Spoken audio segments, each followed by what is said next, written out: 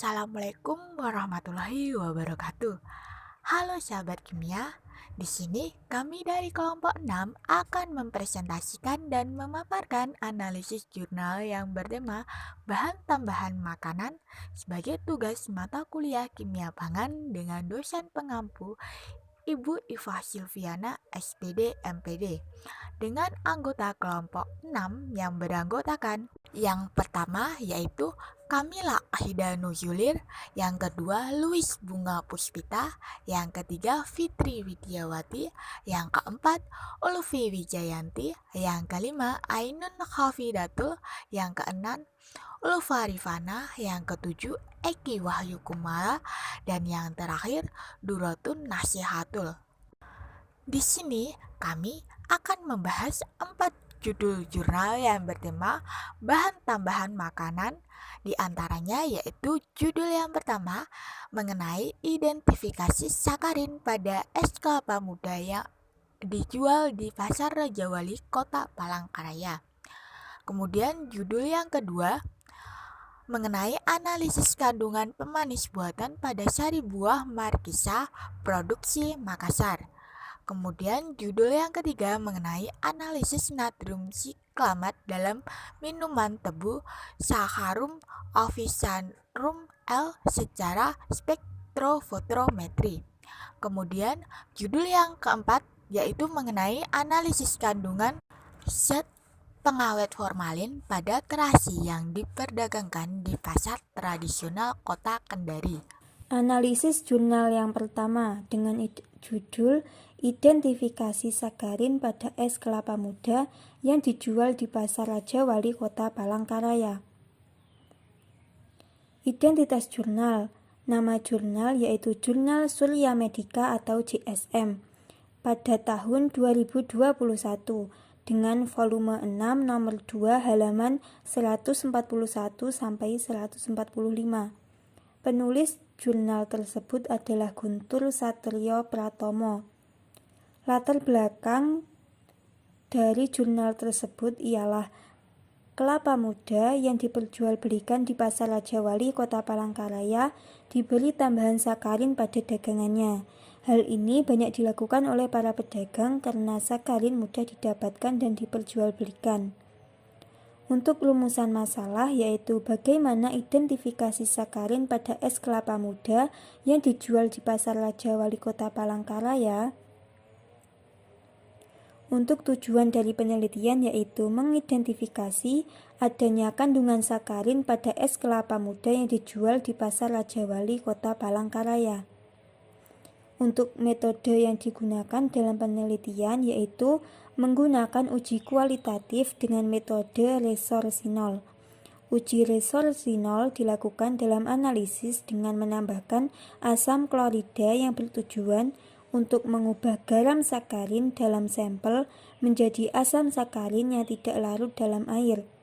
Analisa uji kualitatif sakarin dengan metode resorsinol dilakukan dengan memipet 50 ml sampel yang diasamkan dengan HCl 10% dengan jumlah berlebih lalu diekstrasikan 1 kali dengan 25 ml ether. Setelah terpisah, lapisan ether akan diuapkan di udara terbuka, lalu ditambahkan H2SO4 pekat ke dalam tabung reaksi. Kemudian ditambahkan dengan 40 mg resorsinol dan dipanaskan secara perlahan-lahan dengan nyala api kecil sampai berubah warna menjadi hijau keruh. Tabung reaksi didinginkan, lalu ditambahkan dengan 1 ml Aquades dan 1-5 tetes larutan NaOH 10% berlebih. Apabila terbentuk warna hijau fluoresensi, berarti menunjukkan adanya kandungan sakarin. Hasil dan pembahasan bisa dilihat pada tabel 1 yang menunjukkan mengenai hasil uji kualitatif sakarin menggunakan metode resorsinol pada minuman es kelapa muda yang dijual di Pasar Rajawali Kota Palangkaraya. Pada tabel tersebut terdapat 7 perlakuan yang menghasilkan 7 hasil analisis kualitatif dan keterangan yang berbeda setiap perlakuannya. Misalnya, pada nomor 1 terdapat perlakuan kontrol positif yang menghasilkan hasil analisis kualitatif hijau sehingga keterangannya yaitu positif. Kemudian nomor 2, perlakuannya kontrol negatif menghasilkan hasil analisis kualitatif coklat kehitaman sehingga keterangan yang dihasilkan yaitu negatif. Kemudian untuk nomor 3, sampel 1 menghasilkan hasil analisis kualitatif coklat kehitaman sehingga keterangannya menghasilkan negatif. Seterusnya sampai sampel nomor 5 menghasilkan hasil analisis kualitatif yaitu hitam kecoklatan sehingga keterangannya yaitu negatif. Nah, uji kualitatif merupakan tahap awal yang dilakukan untuk mengidentifikasi sakarin dengan melihat reaksi perubahan warna yang terjadi pada sampel menggunakan pereaksi. Pemeriksaan ini dilakukan untuk mendapatkan hasil positif atau negatif yang mengandung sakarin. Uji resorsinol pada analisis dilakukan dengan penambahan asam klorida dengan tujuan mengubah garam sakarin dalam sampel menjadi asam sakarin yang tidak larut dengan air. Bila terbentuk warna hijau fluoresensi berarti menunjukkan adanya sakarin. Pada penelitian ini, sampel yang telah diuji tidak terbentuk warna hijau fluoresensi dari hasil analisis kualitatif pemanis buatan sakarin dengan menggunakan metode resorsinol dan diuji secara kualitatif yaitu menggunakan 5 sampel minuman es kelapa muda yang dijual di Pasar Raja Wali Kota Palangkaraya negatif mengandung sakarin. Sehingga kesimpulan yang didapat dari hasil dan pembahasan yang telah dipaparkan dapat diambil kesimpulan bahwa es kelapa muda yang diperjualbelikan di Pasar Raja Wali Kota Palangkaraya teridentifikasi tidak mengandung sakarin. Untuk selanjutnya yaitu analisis jurnal 2 mengenai analisis kandungan pemanis buatan pada sari buah markisa produksi Makassar. Penulisnya yaitu Ika Amilah Citra Tahir Fitrianti, Fakultas Farmasi Universitas Muslim Indonesia. Nomor 2 tahun 2013, volume 5, halaman 185 sampai 191. Nama jurnal Al-Ashifa. Latar belakang pada jurnal ini yaitu salah satu contoh bahan tambahan pangan adalah pemanis buatan. Pemanis sering digunakan untuk mengawetkan makanan atau buah. Salah satunya buah markisa. Pemanis buatan yang digunakan untuk tambahan makanan hanya dapat menyebabkan rasa manis pada makanan tanpa adanya nilai gizi. Pemanis yang banyak digunakan di Indonesia adalah sakarin dan siklamat. Untuk rumusan masalahnya yaitu, apakah sari buah markisa yang mengandung pemanis buatan, sakarin dan siklamat sudah memenuhi syarat? Tujuannya untuk mengetahui kandungan pemanis buatan, sakarin dan siklamat pada buah markisa yang sudah memenuhi syarat atau belum. Metode penelitian. Alatnya yang digunakan antara lain ada cawan porselin, corong pisah, eksikator, gelas Erlenmeyer, gelas ukur, gelas arloji, kertas saring biasa, kertas saring Wattmann 42, labu terukur, pipet volume, pengaduk kaca, penangas air, spektrofotometri UV, timbangan analitik tanur.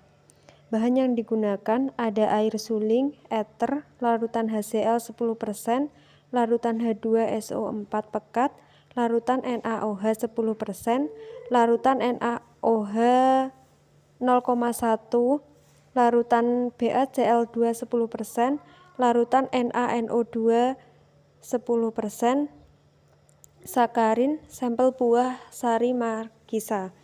Prosedur kerjanya yaitu yang pertama pengambilan sampel. Sampel sari buah markisa produksi lokal diambil dari beberapa supermarket di Makassar secara acak dari tempat sampel yang dipilih yaitu sampel A, sampel B, sampel C, dan sampel D produksi Makassar. Yang kedua yaitu pengolahan sampel. Sampel yang akan dianalisis dimasukkan ke dalam gelas piala, lalu ditambahkan air suling secukupnya, kemudian diaduk hingga homogen dan disaring dengan menggunakan kertas saring. Analisis kualitatif sakarin dengan uji resorsinol. Sampel dimasukkan ke dalam corong pisah dan diasamkan dengan 10 tetes HCl 10% dan diekstraksi dengan 25 ml sebanyak 3 kali. Ekstrak dikumpulkan dan diuapkan dalam tabung reaksi di udara terbuka hingga kering. Tambahkan 10 tetes H2SO4 pekat dan 40 mg resorsinol lalu dipanaskan perlahan-lahan hingga warna hijau kotor. Selanjutnya didinginkan dan ditambahkan 10 ml air suling dan NaOH 10% berlebih. Bila terjadi warna hijau berfluoresensi, berarti sakarin positif dalam contoh. Yang selanjutnya, analisis kualitatif siklamat dengan uji pengendapan. Ditambahkan 10 ml larutan HCl 10% ke dalam hasil saringan contoh, kemudian ditambahkan 10 ml larutan BaCl2 10%.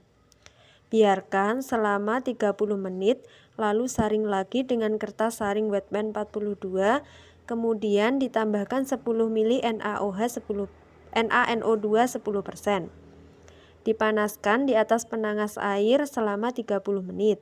Bila timbul endapan putih dari BaSO4, berarti contoh mengandung siklamat. Analisis kuantitatif sakarin dengan spektrofotometri UV visible pembuatan larutan baku. Ditimbang dengan teliti kurang lebih 0,1 gram sakarin, kemudian dilarutkan dengan air suling. Ditambahkan 1 ml H2SO4 pekat, lalu dipanaskan di atas penangas air selama 3 menit. Dibiarkan sampai dingin, lalu dimasukkan ke dalam labu ukur 100 ml. Dicukupkan volumenya sampai tanda atau konsentrasi 1000 bpj. Yang selanjutnya penentuan panjang gelombang maksimal. Dibuat larutan standar 75 bpj dengan cara dipipet larutan baku 7,5 ml ke dalam labu Erlenmeyer, kemudian ditambahkan 50 mg resorsinol dan 1 ml H2SO4 pekat. Kemudian dipanaskan di atas penangas air selama 3 menit. Didinginkan dan dimasukkan ke dalam labu ukur 100 ml. Ditambahkan 10 ml NaOH 0,1 N dan cukupkan volumenya sampai tanda garis. Diukur serapan larutan standar 75 bpj pada panjang gelombang maksimum. Untuk pembuatan kurva bakunya, larutan standar 75 bpj, 50 bpj, 75 bpj, 100 bpj, dan 125 bpj diukur serapannya pada panjang gelombang 250 μm. Penentuan kadar sakarin. Yang pertama, ditimbang dengan teliti 10 gram contoh, lalu diencerkan dengan air suling 100 ml. Ditambahkan arang aktif untuk menghilangkan warna lalu disaring sebanyak 3 kali. Hasil saringan dipipet 10 ml ke dalam Erlenmeyer, lalu ditambahkan 50 mg resorsinol dan 1 ml H2SO4 pekat. Dipanaskan di atas penangas air selama 3 menit, kemudian didinginkan dan dimasukkan ke dalam labu ukur 100 ml. Ditambahkan 10 ml NaOH 0,1 N dan diencerkan sampai tanda garis. Diukur absorbannya pada alat spektrofotometri UV visible pada panjang gelombang 250 nm. Untuk analisis kuantitatif siklamat dengan metode gravimetri, ditimbang dengan teliti kurang lebih 15 gram contoh. Kemudian diencerkan dengan air suling hingga 100 ml. Jika keruh, disaring. Pada contoh ditambahkan 10 ml HCl pekat dan 10 ml BaCl2 100%. Diaduk dan dibiarkan selama 30 menit. Jika terjadi endapan, disaring lalu dicuci kertas saring dengan air. Filtrat dikumpulkan dan ditambah 10 ml larutan NaNO2 10% lalu diaduk. Tutup dengan kaca arloji dan dipanaskan di atas penangas air selama 2 jam. Sambil kadang-kadang diaduk, lalu dibiarkan di tempat hangat selama semalaman. Saring endapan, kemudian dipindahkan endapan beserta kertas saring ke dalam krus yang sudah ditimbang. Dipijarkan hingga berat konstan, didinginkan dalam eksikator lalu ditimbang. Kemudian untuk hasil dan pembahasan, hasil yang diperoleh kandungan pemanis buatan sakarin dan siklamat dalam minuman sari buah markisa produksi Makassar dapat dilihat pada tabel yang terdapat pada PPT, yaitu tabel kadar rata-rata pemanis buatan sakarin dan siklamat. Dan pembahasan pada penelitian ini dilakukan analisis secara kualitatif dan kuantitatif sakarin dan siklamat dalam minuman sari buah markisa, di mana sampel tersebut terdiri dari 4 macam merek yang berbeda diambil secara acak di beberapa supermarket di Makassar. 1. Pada sakarin dilakukan analisis kualitatif dengan uji resonansial. Uji resonansial pada analisis dilakukan dengan penambahan asam klorida dengan tujuan untuk mengubah garam sakarin dalam minuman sari buah markisa menjadi asam sakarin yang tidak larut dalam air. Hasil analisis secara kualitatif dari keempat macam minuman sari buah markisa ini menunjukkan bahwa semua sampel yang dianalisis positif mengandung pemanis buatan sakarin. 2. Pada siklamat dilakukan analisis kualitatif dengan uji pengendapan. Uji pengendapan pada analisis dilakukan dengan penambahan asam klorida dengan tujuan untuk mengubah garam siklamat dalam minuman sari buah markisa menjadi asam siklamat yang tidak larut dalam air. Hasil analisis secara kualitatif dari keempat macam minuman sari buah markisa ini menunjukkan bahwa semua sampel yang dianalisis positif mengandung pemanis buatan siklamat. 3. Pada sakarin dilakukan analisis kuantitatif dengan spektrometri UV visible, di mana pada pemanis buatan sakarin didapatkan kadar yang jauh melebihi batas yang telah ditetapkan oleh Menteri Kesehatan, yaitu 50 sampai 300 mg atau kilogram bahan. 4. Pada sakarin dilakukan analisis kuantitatif dengan metode gravimetri, di mana pada siklamat didapat kadar yang tidak melampaui batas yang telah ditetapkan oleh Menteri Kesehatan, yaitu 500 mg sampai 300 gram per kilogram bahan.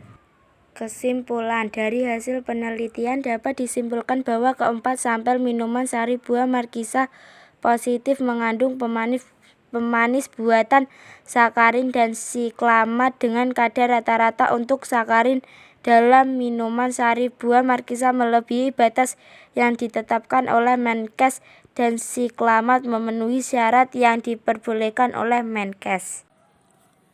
Untuk analisis jurnal ketiga, yaitu analisis natrium siklamat dalam minuman tebu atau Saccharum officinarum L secara spektrofotometri. Untuk identitas jurnal, penulis jurnal Lidiawati Rosa Mardiana, Dwi Putri Rejeki, dan Jauhari.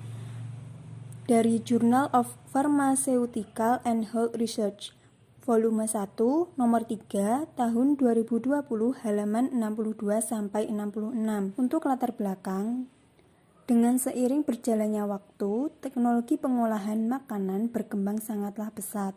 Untuk memperoleh produk makanan dan minuman yang bercita rasa lezat, berpenampilan menarik, tahan lama, digunakan berbagai bahan pendukung yang sengaja ditambahkan, yaitu berupa tambahan pangan.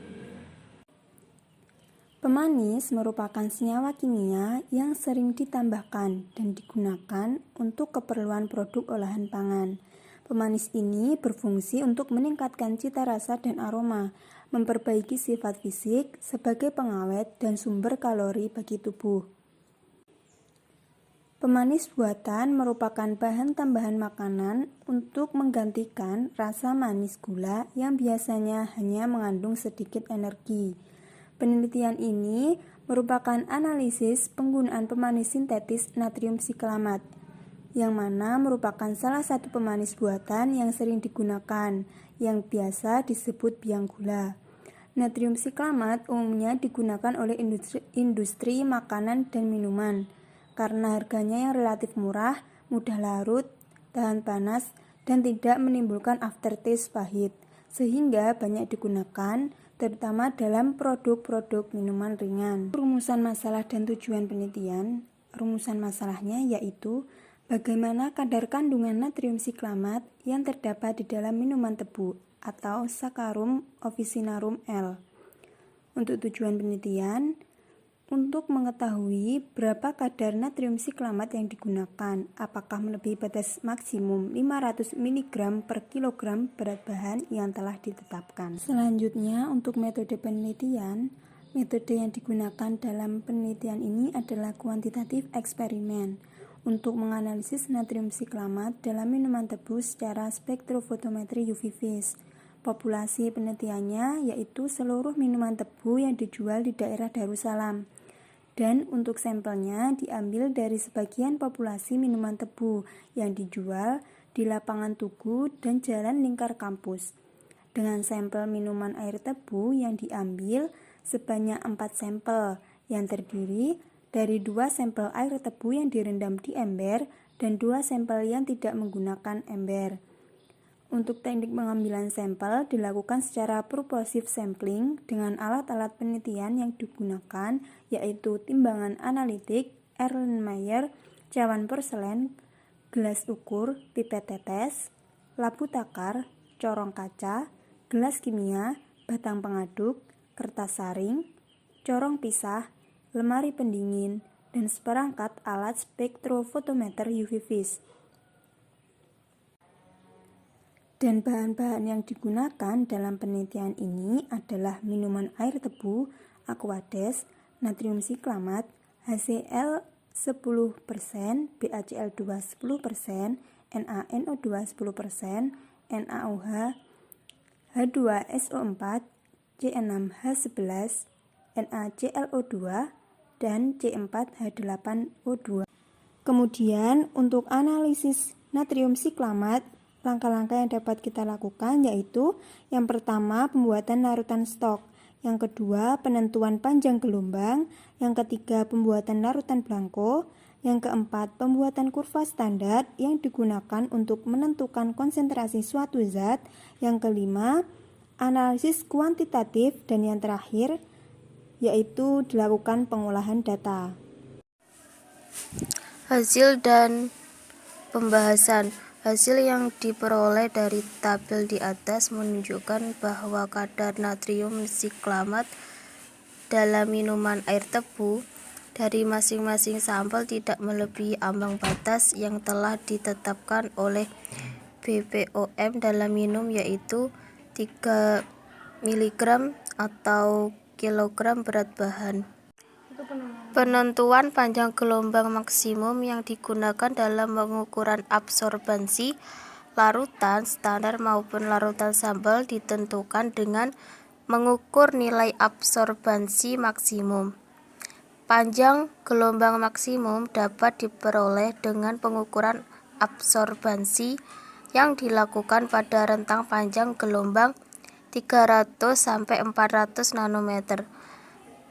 Nilai absorbansi tertinggi diperoleh pada panjang gelombang 400 nanometer dengan nilai absorbansi 0,289. Dalam penelitian ini, kurva standar diperoleh dengan cara membuat seri konsentrasi 750, 800, 850, dan 900 ppm dari larutan standar natrium siklamat.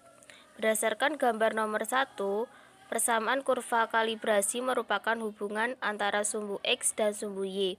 Sumbu X dinyatakan dengan konsentrasi, sedangkan sumbu Y merupakan absorbansi atau serapan yang diperoleh dari hasil pengukuran, sehingga persamaan regresi linier dari kurva kalibrasi yang diperoleh adalah Y sama dengan 0,0012X plus 0,8287 dengan koefisien kolerasi R sama dengan 0,9715.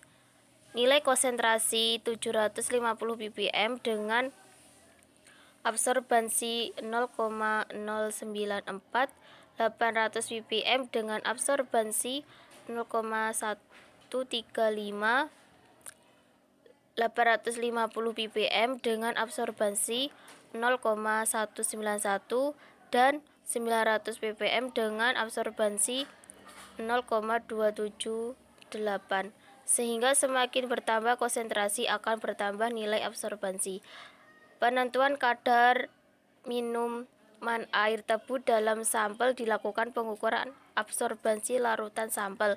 Konsentrasi X kadar dalam sampel diperoleh dengan cara mensubstitusikan nilai absorbansi larutan sampel terhadap Y.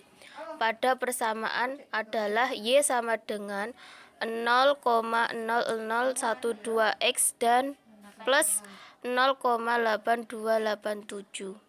Jadi, kesimpulan yang didapat dari analisis jurnal yang ketiga yaitu berdasarkan hasil penelitian yang telah dilakukan terhadap analisis natrium siklamat dalam minuman tebu atau Saccharum officinarum L, dapat disimpulkan bahwa dari keempat sampel minuman air tebu tidak mengandung natrium siklamat. Analisis jurnal yang nomor 4 yang berjudul Analisis Kandungan Zat Pengawet Formalin pada Teras yang diperdagangkan di Pasar Tradisional Kota Kendari, dengan penulis Rian Al-Fadli, Muhammad Nuh Ibrahim, Muhammad Syukri Sadi Mantara. Nama jurnal J Sains dan Teknologi Pangan, volume nomor 1/1, halaman tahun 78/2016. Latar belakang.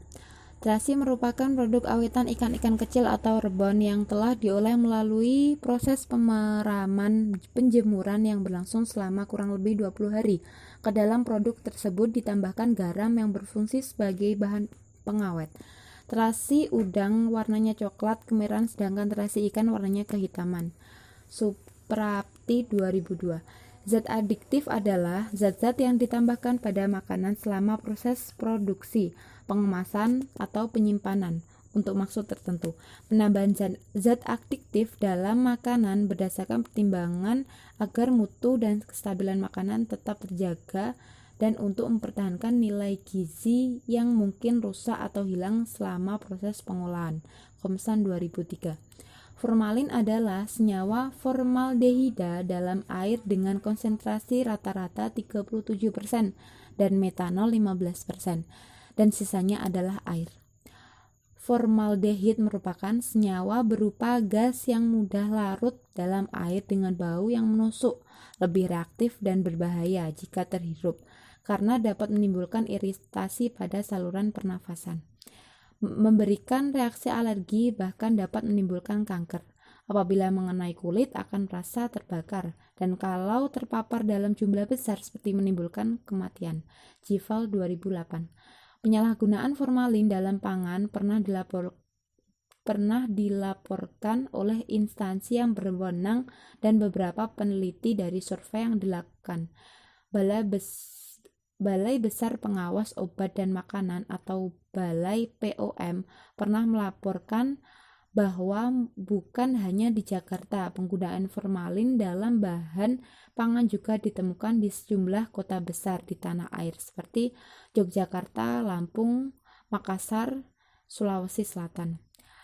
Balai Besar Pengawasan Obat dan Makanan atau BBPOM telah melakukan uji laboratorium terhadap 761 sampel makanan dan hasilnya beberapa jenis pangan adalah positif begitu luas sehingga perlu dilakukan penelitian tentang identifikasi zat pengawet formalin pada produk terasi dan diperdagangkan dibebaskan di pasar-pasar tradisional Kota Kendari yang bertujuan untuk mengantisipasi penggunaan formalin sebagai bahan pengawet terasi yang beredar bebas di pasar tradisional Kota Kendari sehingga bisa memberikan informasi apakah terasi yang beredar bebas mengandung pengawet formalin atau tidak. Kemudian kita akan masuk ke rumusan masalah dan tujuan penelitian.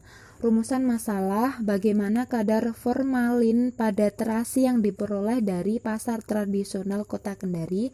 Tujuan penelitian, penelitian ini bertujuan untuk mengetahui kandungan formalin pada terasi yang diperdagangkan bebas di pasar tradisional Kota Kendari.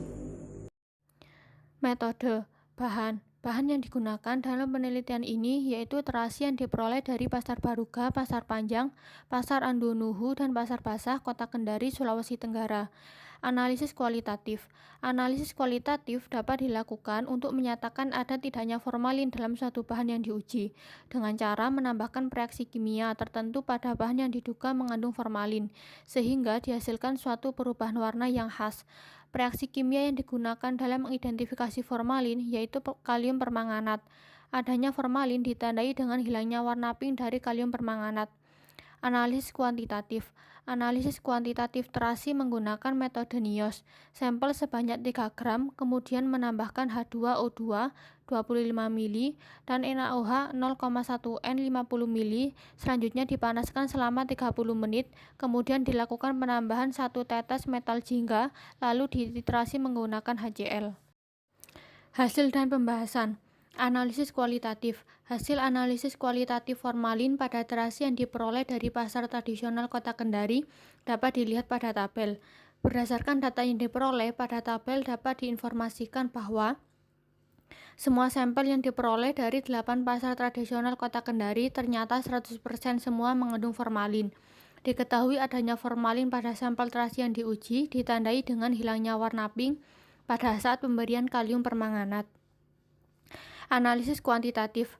Hasil analisis kuantitatif laboratorium memberikan informasi bahwa rata-rata sampel memiliki kadar formalin lebih dari 100 ppm. Berdasarkan tabel dapat dilihat bahwa sampel yang memiliki kadar formalin yang tertinggi diperoleh dari pasar panjang A dan B memiliki kadar formalin sebesar 160 mg per kilogram atau 160 ppm, sedangkan sampel terendah diperoleh dari pasar panjang A dan pasar basah B. Kesimpulan, kadar formalin pada terasi yang diperoleh dari pasar tradisional Kota Kendari, yaitu Pasar Baruga A dan B, mengandung formalin berturut-turut 100 dan 120 mg per kilogram. Pasar Panjang A dan B 160 dan 160 mg per kilogram. Pasar Andonuhu A dan B 120 dan 140 mg per kilogram. Dan Pasar Basah B, A dan B 120 dan 104 mg per kilogram. Nah, setelah kalian menyimak pemaparan analisis 4 jurnal mengenai bahan tambahan pangan yang disampaikan oleh kelompok 6, ayo berpikir dengan menjawab pertanyaan yang telah disediakan. Hasil analisis jurnal mengenai bahan tambahan pangan yang kelompok 6 sampaikan telah selesai. Semoga bermanfaat. Kami sampaikan terima kasih. Wassalamualaikum warahmatullahi wabarakatuh.